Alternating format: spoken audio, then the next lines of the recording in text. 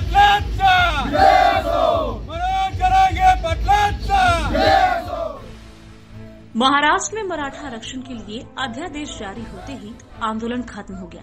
जरांगे पाटिल को मुख्यमंत्री एकनाथ शिंदे ने जूस मिलाकर आंदोलन को खत्म कराया।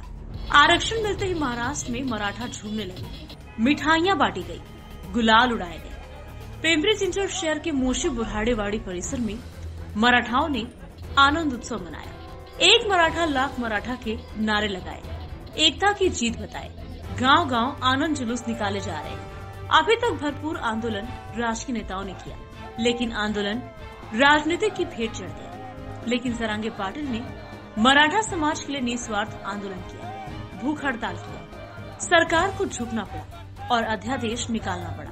ये आरक्षण हमारे बच्चों के भविष्य को संवारेगा। मनोज जरांगे पाटील यांनी जो मराठा समाजासाठी जो आरक्षणासाठी जो लढा दिलाय, आतापर्यंत बऱ्याच नेत्यांनी खूप प्रयत्न केले, पण याच्यामध्ये भरपूर प्रमाणात राजकारण झालं। परंतु असं एकमेव नेता आहे हा की जो मनोज जरांगे पाटील याला समाजातील मराठा समाजातील सर्व थरातील लोकांनी संपूर्ण पाठिंबा दिला आणि सरकारला त्या ठिकाणी जेरीस आणण्याचं काम या ठिकाणी मनोज जरांगेंनी केलेलं आहे आणि त्या लढ्याला आज यश आलेलं आहे। त्यामुळे गावागावामध्ये मोठ्या प्रमाणात जल्लोष या ठिकाणी होतोय। आज आम्हाला नाही, पण आज उद्या आमच्या मुलांना, आमच्या नातवांना या आरक्षणाचा फार मोठा फायदा होणार आहे आणि याचं सर्व श्रेय हे मनोज जरांगे पाटलांना जाते।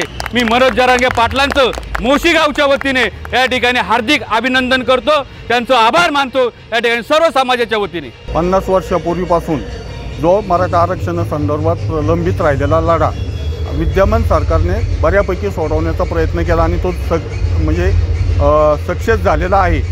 पण त्यासाठी मनोजदादा जरांगे पाटलांनी जो महाराष्ट्रभर दौरा करून याची व्याप्ती वाढवली आणि तो द्यायचा प्रयत्न केला आणि मनोज या सर्वांचं श्रेय, सगळ्या कामाचं श्रेय फक्त मनोजदादा जरांगे पाटला यांनाच देता येईल।